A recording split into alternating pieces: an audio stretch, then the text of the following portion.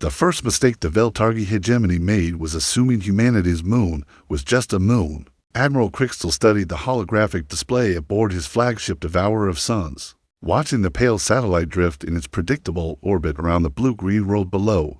300 warships of the hegemony's Third Fleet hung in the void behind him, their hulls bristling with plasma cannons and quantum torpedoes. Intelligence had been clear. The humans kept their primary defensive installations on their homeworlds, surface and in orbital platforms. The moon appeared to be nothing more than a barren rock with a few research stations. "Sir," communications officer Zethova reported, her chitinous mandibles clicking nervously. "We're detecting increased chatter from the human orbital stations. They know we're here." Crystal's eyes narrowed as he studied the tactical display. The humans had surprised the galaxy 6 months ago when they'd repelled the hegemony's probe fleet at the Proxima system, but that had been a minor skirmish, 30 ships against their outer colonies. This was different. This was the core of human space, their precious Earth, and Crystal commanded enough firepower to crack a planet's crust. "Any response from the surface?" he asked. "Negative, sir. Standard diplomatic frequencies are silent. Strange." Most species begged for mercy when faced with hegemony might. The humans had fought viciously at their colonies, but surely they understood the mathematics of extinction. When it stared them in the face, Lieutenant HFY, the fleet's youngest tactical officer, gestured toward the moon with a tentacle. "Admiral, our scans show the lunar installations are powering up. Energy signatures are unusual." "Unusual how?" "The power readings are inconsistent with research facilities, sir. Some of these installations are drawing more energy than entire cities." Crystal dismissed the concern with a wave of his armored claw. Human technology was primitive. Whatever they were powering up wouldn't matter against hegemony shields. "Begin standard conquest protocol.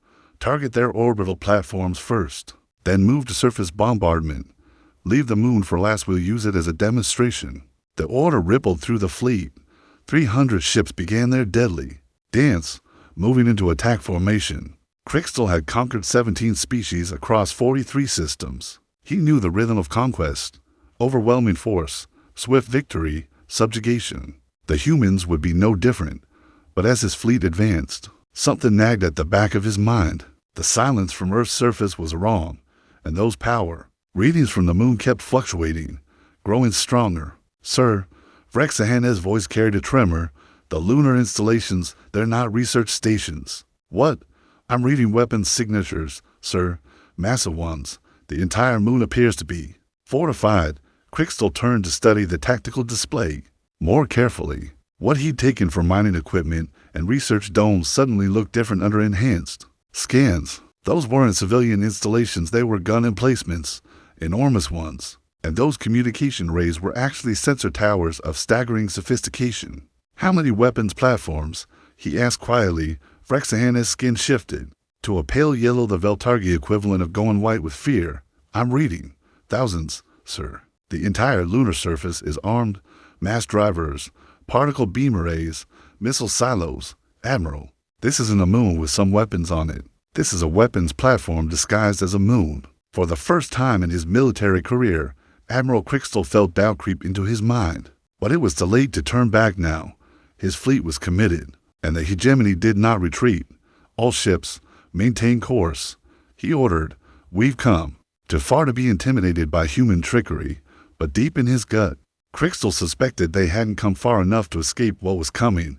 The humans fired first. Admiral Crystal barely had time to process the tactical display before the moon lit up like a newborn star. Thousands of launch ports opened across its surface, revealing weapon systems that shouldn't have existed on a civilization barely out of their solar system. "Incoming!" HFY screamed, his voice cracking across the bridge. The first wave hit the hegemony vanguard with the force of a collapsing sun. Mass drivers, railguns the size of city blocks hurled tungsten slugs accelerated to 30% light speed. The projectiles punched through shields like they were tissue paper, coring 3 heavy cruisers instantly. The Talon's edge simply ceased to exist, its hull vaporized around a rod of superheated metal. Evasive maneuvers, Crystal roared, watching his perfect formation dissolve into chaos. But the humans weren't done. Particle beam arrays, weapons that shouldn't have existed outside of theoretical papers, began carving through the fleet. The Knight's Whisper tried to present its ventral armor to the lunar surface, only to have its entire port side stripped away by a coherent beam of accelerated particles that burned through 12 meters of battle steel in seconds. Lieutenant HFY was hyperventilating, his skin cycling rapidly through the colors of panic. "Sir, they're using quantum entangled targeting systems. They're hitting us faster than light speed can carry our evasive signals." Captain Nixara of the heavy dreadnought World Eater appeared on the communication screen, her bridge burning behind her. "Admiral, we're taking massive casualties. Request permission to withdraw to minimum engagement range." "Denied." Crystal snarled. "Continue the attack," but even as he gave the order, he watched another 12 ships die. The humans had turned their moon into the most heavily fortified position in known space, and somehow they kept it secret. Every research station was a weapons platform. Every mining operation was a munitions factory. The entire satellite was a fortress that made hegemony strongholds look like children's toys. The second wave of human fire came from orbit, not from their space stations, but from platforms that had been hidden in the shadows of their orbital installations. Missile swarms erupted from concealed launch bays, each projectile using thrust vectoring systems so advanced they moved like living things. The Bloody Talon tried to use its point defense grid, but the human missiles had adaptive countermeasures. They shifted frequency, changed approach vectors, even split into multiple warheads mid-flight. The cruiser's port ammunition bay took a direct hit, and the subsequent explosion tore the ship in half. "They're using our own momentum against us," Tactical Officer Catherine reported from her station. "The missiles are targeting our engine signatures, calculating our evasive capabilities." Crystal gripped his command throne as another volley from the moon claimed 6 more ships.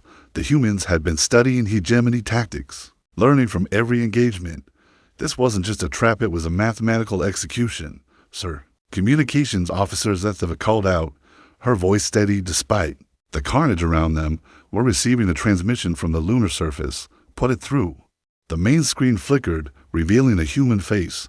The creature was older, with graying hair and eyes like chips of winter ice. When it spoke, its voice carried the weight of absolute certainty. "This is General Yuki Tanaka, Commander of Luna Defense Command. You have entered human space with hostile intent and opened fire on our installations. You have 30 seconds to begin immediate withdrawal, or we will demonstrate why attacking Earth's moon was the last mistake your species will ever make." Crystal's mandibles clicked with contempt. "Human, you are outnumbered 3-1. Your moon may have surprised us, but 15 seconds, Tanaka interrupted. Around them, the fleet was still taking casualties. The Storm Bearer lost its entire forward section to a railgun slug, while the Void Stalker simply vanished in a ball of superheated plasma. 5 seconds. Crystal cut the transmission and opened fleet communications. "All ships, concentrate fire on the lunar surface. If they want to make their moon a fortress, we'll crack it like an egg." The hegemony fleet unleashed everything they had. 300 ships firing in unison should have been enough to slag a continent.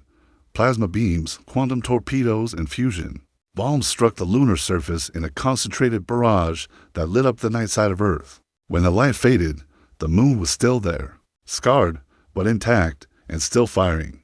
General Tanaka's face reappeared on every hegemony ship's communication screen, simultaneously, a feat of signal infiltration. "That should have been impossible through their secured networks. You chose poorly," she said.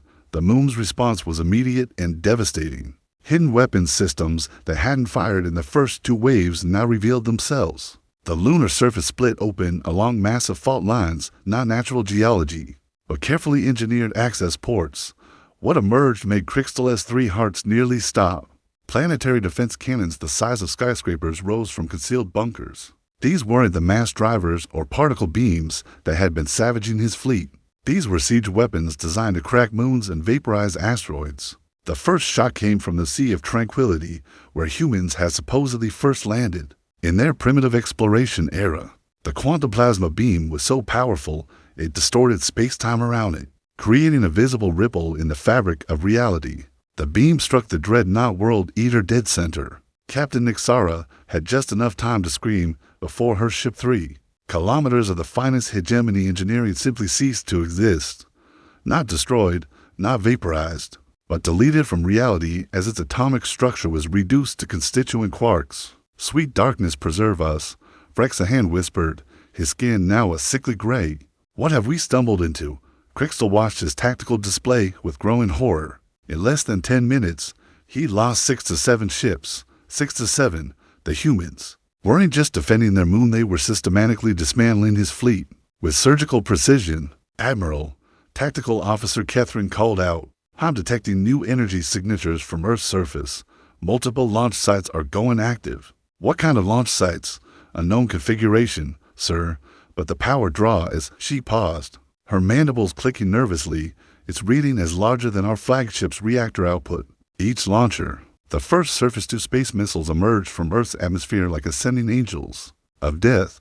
But these weren't conventional weapons, they were moving too fast, accelerating beyond anything physics should have allowed. The lead missile struck the heavy cruiser Death Shadow at 97% light speed, the kinetic impact creating a brief star that outshone Earth's sun. Crystal realized with dawning terror that the humans had been holding back. Everything they'd thrown at his fleet so far had been defensive fire, measured, controlled, designed to disable rather than destroy. Now the humans were showing their true capabilities. "Sir." Communications Officer's HFY's voice cracked with panic. "I'm detecting massive movement in Earth's asteroid belt. Multiple contacts, closing fast." The strategic display updated, showing dozens of objects accelerating from the outer system toward their position. As they drew closer, sensors resolved their true nature: asteroids, but not natural ones. These were hollowed out and fitted with massive engines, turning them into kinetic kill vehicles the size of mountains. "Estimated time to impact?" Crystal asked. 14 minutes, sir." 14 minutes before weaponized asteroids moving at significant fractions of light speed would arrive at their position, even if his remaining ships could dodge them. The electromagnetic pulse from their passage would fry every system in the fleet. Admiral, Captain Vorthik of the battle cruiser Silent Reaper appeared on screen. "We need to withdraw. This isn't a battle, it's a massacre." But withdrawal wasn't an option. Behind them, more human ships were emerging from hidden positions throughout the inner system. They'd been surrounded from the moment they'd entered human space, and somehow they'd never seen it coming.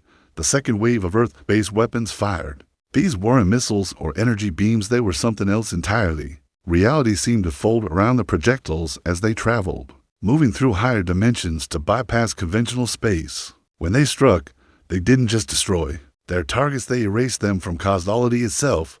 The Bone Crusher was there one moment, firing its plasma batteries at the lunar surface. The next moment, it had never existed. The tactical display updated, removing all record of the ship, its crew, its service history. Only Crystal's memory confirmed it had ever been real. "They're using weapons that attack through time itself," BlackHFY reported, his voice barely above a whisper. "Admiral, we need to—" A massive explosion rocked the Devourer of Suns as a railgun slug punched through their forward shields. Damage reports flooded in. Primary power coupling severed. Forward weapons offline. Hull breaches on 7 decks. Through the chaos, General Tanaka's voice cut across all frequencies with the clarity of a death sentence. "This is your final warning. Surrender now, or we will demonstrate why humanity doesn't just defend its home, it ensures threats never threaten anyone again." Crystal looked at his tactical display.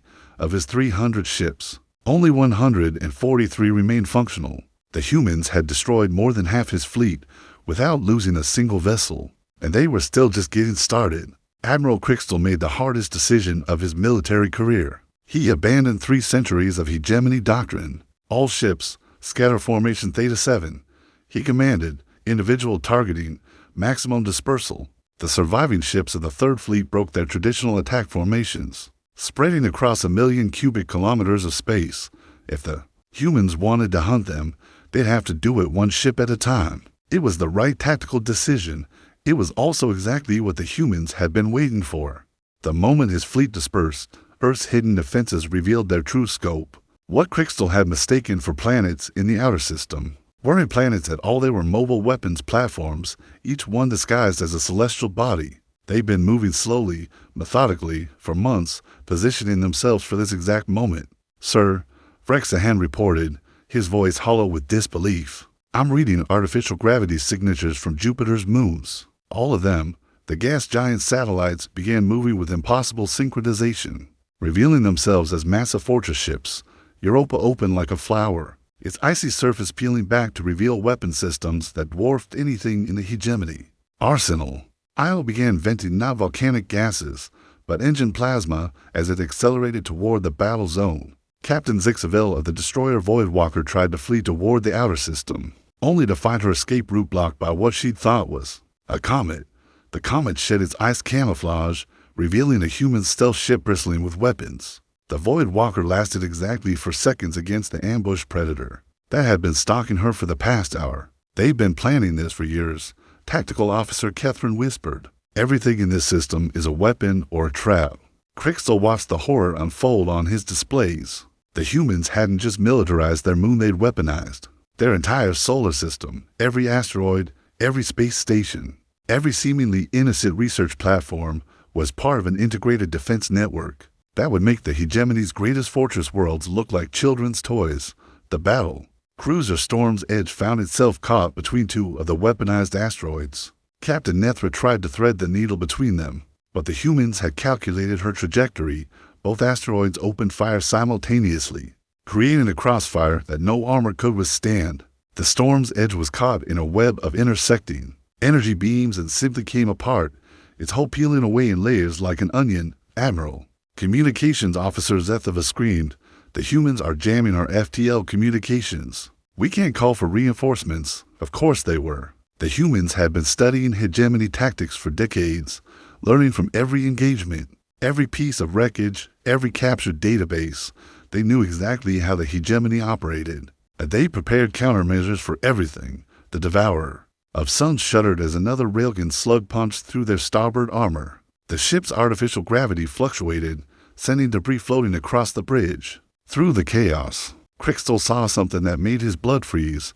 Human ships were emerging from hyperspace behind his fleet, but these weren't the human vessels intelligence had reported. Small, lightly armed patrol craft built for exploration rather than war.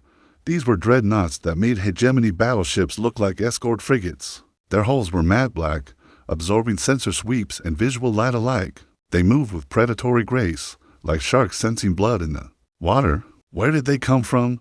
Crystal demanded. Unknown, sir, Frexahan replied. They're not showing up on any of our databases. These ship classes don't exist in our intelligence reports. The lead human dreadnought opened fire with weapons that seemed to bend the laws of physics. Instead of energy beams or projectiles, it launched what appeared to be tears in space-time itself, wounds in reality that consumed everything they touched. The heavy cruiser Knight's Vengeance was caught in one of these reality tears and simply ceased to exist, leaving behind a spherical void that hurt to look at.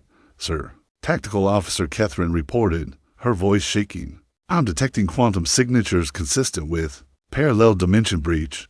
What does that mean? It means the humans aren't just fighting us with weapons from this reality, sir. They're pulling resources from alternate timelines. As if to prove her point, more human ships began emerging from dimensional rifts not just around Earth, but throughout the solar system. These vessels were clearly from different technological development paths, some sleek and organic, others angular and brutal, all of them bearing weapon systems that violated known physics. The destroyer Quick Strike found itself facing a human ship that appeared to be made of crystallized light. When the crystal ship fired, its weapon passed through the Quick Strike shields without interaction, then began converting the destroyer's hull into more crystal. Captain Yevka managed to transmit a final horror-filled message before his ship became part of the human vessel structure. They're not just defending their home, Crystal realized aloud. They're demonstrating their technology to the galaxy. This entire battle is a message. The message was becoming brutally clear. Humanity was not the primitive species the hegemony had cataloged. They were something far more dangerous, a civilization that had been preparing for war, while everyone else assumed they were exploring space for scientific curiosity. Another explosion rocked the Devourer of Suns as human fighters impossibly. Small craft that moved like living things began swarming his flagship. These weren't piloted ships. They were AI constructs with reaction times measured in nanoseconds and tactical programming that adapted in real time to every defensive measure. Hull breaches on decks for through 12. Damage control reported. Forward weapons completely offline. Main engines at 60%. Crystal looked at his tactical display and felt something he'd never experienced in for decades of military service, complete and total defeat of his 300 proud warships. fewer than 90 remained operational. The humans had lost exactly 0 vessels. And they were still escalating. The moment Admiral Crystal realized the true scope of his mistake came when the sun itself began to move, not the star that remained fixed in its position, burning with steady nuclear fire, but something had been built around it, hidden in the solar corona where no sensors could penetrate. Now that construction revealed itself as massive collector rays began extending from the star's surface, each one the size of a small moon. Dyson swarm components, BlackHFY reported, his voice flat with shock. They're harvesting stellar energy directly. The implications hit Crystal like a physical blow.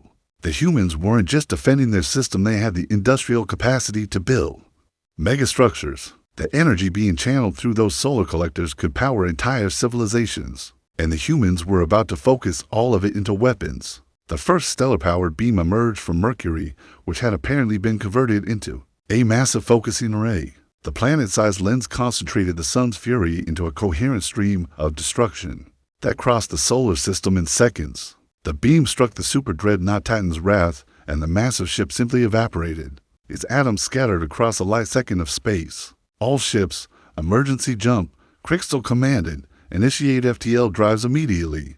But the humans had been ready for that too.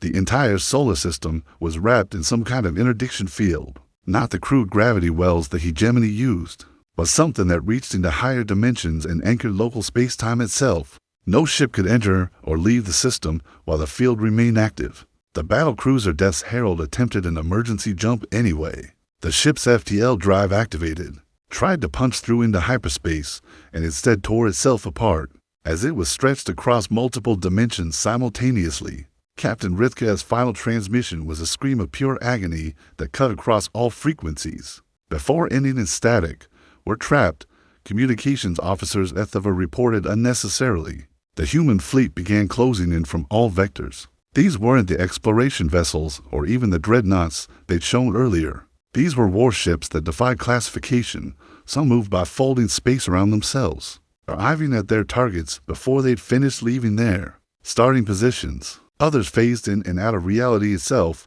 making targeting impossible. The destroyer squadron led by Captain Vexler tried to make a fighting retreat toward the outer system, but found their path blocked by a human vessel that appeared to be constructed from crystallized time. The ship existed in multiple temporal states simultaneously, attacking from past, present, and future positions. The swift striker was destroyed by weapons fire that arrived before the enemy's ship had finished targeting them. "Admiral," Tactical Officer Catherine called out, "the remaining human planets are moving into attack positions."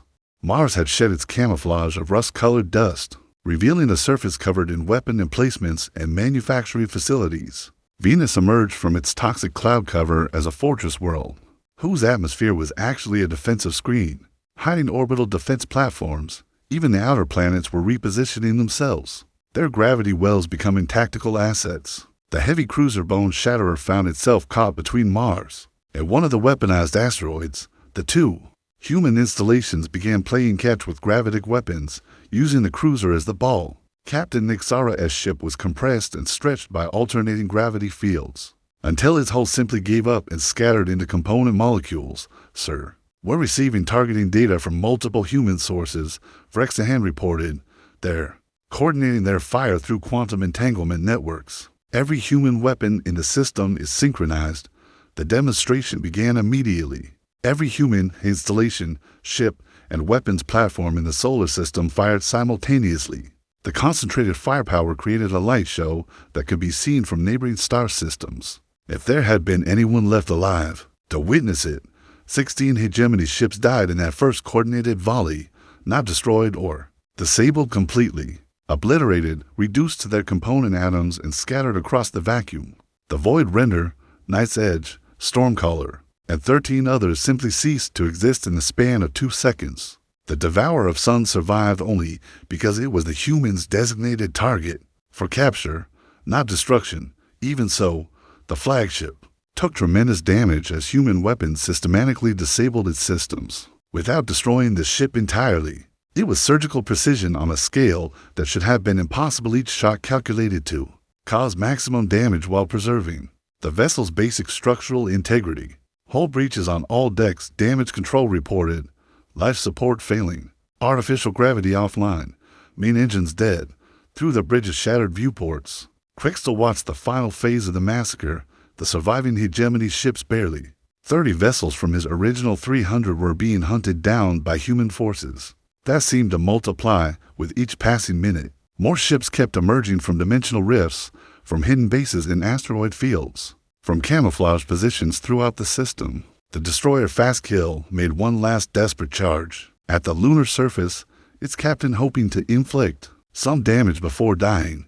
The ship never made it within weapons range. A human fighter craft no larger than a shuttle intercepted the destroyer and tore it apart with weapons that converted matter directly into energy. The Fastkill became a brief new star before fading into cosmic background radiation. Admiral Zethova said quietly, "We're being hailed by the human commander." General Tanaka's face appeared on the main screen, but now Crystal could see the command center behind her. It wasn't located on the moon's surface as he'd assumed it was built into the moon itself, a vast complex that honeycombed the satellite's entire interior. The scale of the construction was staggering. "Admiral Crystal," Tanaka said, "you have lost. Your fleet is destroyed, your survivors are trapped, and your government no longer knows you exist. We've been jamming your communications for the past 6 hours. You have one choice remaining: surrender, and your surviving crews will be treated according to the Galactic Convention on Military Prisoners. Continue fighting, and we will demonstrate what happens when humanity stops playing defense." Crystal looked at his tactical display.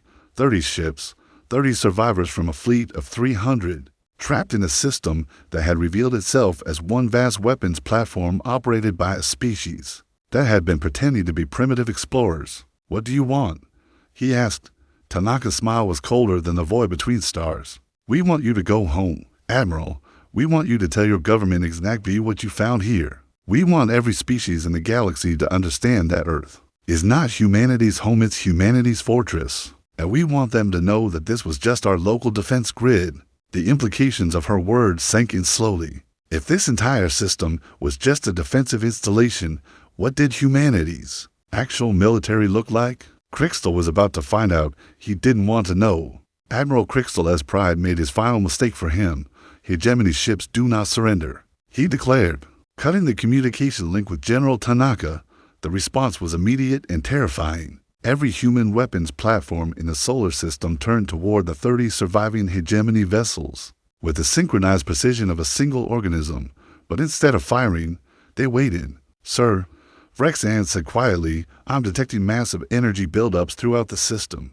They're charging something big." The tactical display lit up with warning indicators as human installations began drawing power from the Dyson swarm components. Energy readings climbed beyond anything in the hegemony's experienced enough power to crack planets, flowing through conduits that stretched across the entire solar system. "What are they doing?" Crystal demanded. His answer came from an unexpected source. The surviving hegemony ships began receiving detailed technical specifications on their communication systems, blueprints, power flow diagrams, and tactical assessments of the weapons being aimed at them. "They're showing us exactly how they're going to kill us," Tactical Officer Catherine whispered. "They want us to understand." The weapon was called the Solar Lance, a focus beam weapon that channeled the entire output of Earth's star through a network of gravitational lenses positioned throughout the system. The beam would be coherent across interstellar distances and powerful enough to sterilize entire worlds. The humans had built it not for this battle, but as a message to the galaxy. "This is what we can do when we're annoyed." "Estimated power output?" Crystal asked. Vrexahan's skin had gone completely white, enough to destroy everything in this system. "Sir, including Earth." "Then they're bluffing. They won't risk their own world." "Admiral," Communications Officer Zethova interrupted. "We're receiving another transmission from the Lunar Command Center." General Tanaka reappeared on the screen, but now she wasn't alone. Behind her stood dozens of humans in military uniforms, their faces bearing the hard expression of veterans who had seen too much war. What caught Crystal's attention wasn't their appearance, but their insignia rank markers from dozens of different human military organizations he'd never heard of. "Admiral," Tanaka said, "you seem to be under a fundamental misapprehension about human psychology. You think we won't risk our homeworld to make a point. You're wrong." The camera pulled back. revealing the full scope of the Lunar Command Center. The installation stretched for kilometers in every direction, its walls lined with tactical displays showing not just the Sol system, but star maps covering half the galaxy. Human ships, thousands of them, were positioned at strategic points throughout known space. Earth isn't our homeworld anymore, Admiral. It's our fortress, our symbol, our statement to the galaxy. We've been expanding for decades while everyone assumed we were still stuck in our home system. There are human colonies on 10,000 worlds, human fleets in every major star system, human operatives in every galactic government. The implications hit Crystal like a hammer blow. The humans had been infiltrating the galaxy while everyone thought they were primitive, isolationists. But more importantly, Tanaka continued, you need to understand what you're really fighting. You attacked our forward base thinking it was our last stand. You couldn't have been more wrong. The tactical display updated, showing new contacts throughout the system. But these weren't ships or installations, they were people, millions of them, in hidden bases and bunkers throughout the system, all of them armed and trained for exactly this moment. Every human in this system is a soldier, Admiral. Every civilian you see is a trained combatant. Every research station is a military outpost. Every merchant ship is a potential war vessel. You didn't attack a star system, you attacked a military installation disguised as a civilization. Captain Vorthika, the Silent Reaper, appeared on the communication network, his voice tight with fear. Admiral, my scanners are detecting human troops on asteroids throughout the system. They're wearing powered armor and carrying weapons that read as fusion-based. Individual humans with personal weapons that operated on fusion principles. The technological implications were staggering. You have 30 seconds to surrender, Tanaka said. After that, we stop demonstrating restraint and start demonstrating what total war looked like when practiced by a species that has been preparing for it for generations. Crystal looked at his remaining ships. 30 vessels, most of them damaged, crewed by soldiers who had never faced an enemy that treated war as an art form rather than a business transaction. Admiral, Vrexahan said quietly, I'm reading massive quantum fluctuations throughout the system. They're opening dimensional rifts. More human ships began emerging not just from this reality, but from parallel timelines where humanity had developed different technologies, faced different threats, won different wars. Each variant brought weapons and tactics unknown to the others, creating a combined military force that drew from infinite possibilities. 15 seconds, Tanaka announced. The destroyer Last Hope broke formation and attempted to ram the lunar surface. In a final act of defiance, the ship made it exactly 3 kilometers before human point defense systems reduced it to its component atoms with surgical precision. 10 seconds, Crystal closed his eyes and thought of his homeworld, his family, the billions of Veltargi who would face extinction if this war continued. The humans had made their point. They were not the primitive species the galaxy had cataloged. They were apex predators who had been disguising themselves as prey. 5 seconds. He opened his eyes and looked at his bridge crew, young soldiers, who had followed him into what they thought would be a glorious conquest. They deserved better than to die for his pride. 4. The solar lance was fully charged now, ready to demonstrate human commitment to their principles. 3. Crystal reached for his communication controls. 2. General Tanaka, he said, his voice carrying across all frequencies. The third fleet of the Veltargi hegemony surrenders. The silence that followed Admiral Crystal's surrender lasted exactly 3 seconds. Then every human weapons system in the Sol system powered down simultaneously, their targeting locks disengaging, with the mechanical precision that characterized everything humanity did. Wise choice, Admiral, General Tanaka replied. Maintain your current positions while we dispatch recovery vessels. Within minutes, human ships began approaching the surviving hegemony vessels. These weren't the warships that had devastated Crystal's fleet. They were medical frigates, engineering support craft, and prisoner transport vessels. The humans had been prepared for victory from the moment the battle began. Aboard the Devourer of Suns, Damage Control Officer Texano looked up from his reports with confusion. Admiral, the humans are helping us. They're patching our hull breaches and restoring life support. Standard prisoner protocol, Crystal replied, though he wasn't sure he believed it. Nothing about this encounter had been standard. General Tanaka's image appeared on his communication screen one final time, but now her expression carried something Crystal hadn't expected. Respect. Admiral, Your service record indicates you're a soldier, not a politician. You followed orders and led your people as best you could. That matters to us. Why? Crystal asked. Why does it matter to a species that just demonstrated they could have destroyed us at any time? Because we're not interested in conquest, Admiral. We're interested in survival. And sometimes survival requires making examples of those who threaten peaceful species. Crystal felt a chill at her words, peaceful species. The 17 civilizations your hegemony has conquered in the past decade. The 43 worlds you've stripped mined for resources. The billions of sentients you've enslaved or executed. Tanaka's voice carried the weight of absolute certainty. We've been watching. Admiral, we've been recording, and we've been preparing. The tactical display updated one final time, showing the true scope of human presence throughout the galaxy. What Crystal had assumed were trade routes and exploration pods were actually military supply lines connecting human installations across dozens of star systems. The species everyone had dismissed as primitive explorers had been building the largest military network in galactic history. Your government will receive a complete record of this engagement. Tanaka continued, along with our terms for ending this conflict permanently. Terms: complete withdrawal from all conquered territories, reparations to displaced populations, dismantling of your military infrastructure, and most importantly understanding that this demonstration was us being polite. The human medical frigate Mercy's Edge docked with the Devourer of Suns, and human medical personnel began treating hegemony wounded with the same precision they'd applied to destroying the fleet. They worked with quiet efficiency, asking no questions, making no demands, simply ensuring that no one died unnecessarily. Lieutenant Vrexahan, his arm in a human-manufactured medical sling, approached Crystal as command station. Admiral, the humans are providing us with detailed tactical analyses of the engagement. They're showing us exactly how they destroyed our fleet.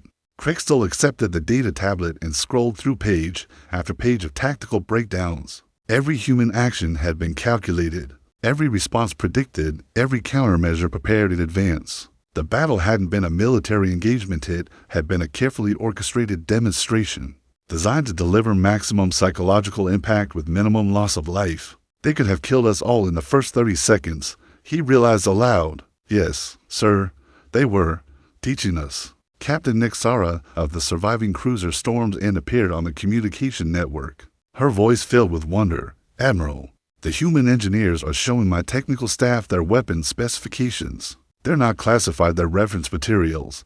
They want us to understand what we faced. Of course they did. The humans weren't just defeating the hegemony, they were educating them. Every detail of the battle would be analyzed, studied, and disseminated throughout hegemony space. Every military officer in the Empire would know exactly what humanity was capable of, and exactly how outmatched they were. Sir, communications officer Zethava interrupted. We're receiving a transmission from Hegemony High Command. The face that appeared on screen belonged to Supreme Admiral Corthavan, the highest-ranking military officer in the Empire. Behind him, Crystal could see the emergency session of the War Council in progress. Admiral Crystal, Corthavan said, his voice carefully controlled. We've been monitoring your engagement. Are the human claims accurate? Which claims, sir? All of them. Crystal looked around his damaged bridge, at his wounded crew, at the human medical personnel working to save hegemony lives without being asked. Yes, sir. All of them.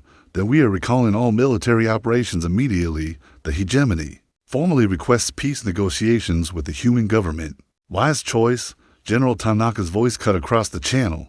Somehow, the humans had been monitoring secure hegemony communications the entire time. We'll be happy to discuss terms, but understand this isn't a negotiation between equals. This is a surrender. The screen split, showing both Corthavan and Tanaka simultaneously. The contrast was stark. The hegemony's supreme military commander, surrounded by the desperate activity of a command center in crisis, and a human general, standing calmly in a facility that dwarfed anything the Empire had ever built. What are your terms? Corthavan asked. Complete military stand-down, withdrawal from all occupied territories, reparations to be administered by a joint galactic council that will be establishing, and most importantly, you'll serve as our messengers to the rest of the galaxy. Messengers? Every species needs to understand what they saw here today. Earth isn't humanity's homeworld, it's our fortress. The Sol system isn't our territory, it's our forward operating base. And this engagement wasn't a victory, it was a demonstration of restraint. The implications sank in. Slowly, if this was humanity being restrained, what would they be like when truly provoked? There's one more thing, Tanaka added. In 6 months, we'll be hosting the Galactic Defense Summit. Every military leader who witnessed today's events will be expected to attend. We have some things to discuss about the future of this galaxy. The transmission ended, leaving Crystal alone with his thoughts and the quiet efficiency of human rescue operations. Around him, his bridge crew worked alongside human technicians to restore basic ship functions. The two species collaborating with the easy professionalism of people who understood that war was sometimes necessary, but slaughter never was done as. The Devourer of Suns was towed toward a human repair facility. Crystal found himself thinking about the intelligence reports that had brought him here. Humanity described as a primitive species, barely capable of interstellar travel, confined to their home system by technological limitations. Every single assessment had been wrong. The humans hadn't been primitive, they'd been patient. They hadn't been confined to their home system they'd been building throughout the galaxy. They hadn't been technological inferiors, they'd been so far advanced that they'd found it easier to pretend otherwise. Admiral, Frexan said quietly, "What do we tell our people when we get home?" Crystal looked out at the human fleet surrounding them, ships that represented technologies and tactics beyond hegemony comprehension, crewed by a species that had turned warfare into both an art form and a tool of diplomacy. "We tell them the truth," he replied. "We tell them that we found humanity, and we tell them that humanity found us first. They've been watching us for decades, learning our weaknesses, preparing for this moment. We thought we were conquering a primitive species. Instead, we were walking into a classroom. The lesson was over." Class dismissed as the human fleet began escorting the hegemony survivors toward the outer system. Admiral Crystal composed his final report. It would be the most important document in hegemony history, the admission that they had encountered a species so far beyond them that resistance was not just futile, but meaningless. The galaxy was about to learn that humanity had been playing a very long game, and they had already won before anyone else realized the game had begun. In the months that followed, as the hegemony withdrew from conquered worlds and began paying reparations to displaced populations, one question echoed through every military briefing and political discussion across known space. If the Sol system was just humanity's forward base, what did their actual territory look like? No one was eager to find out. The age of human expansion was over. The age of human hegemony had begun, and it had started with a simple lesson: never attack Earth's moon, it's just the welcome mat.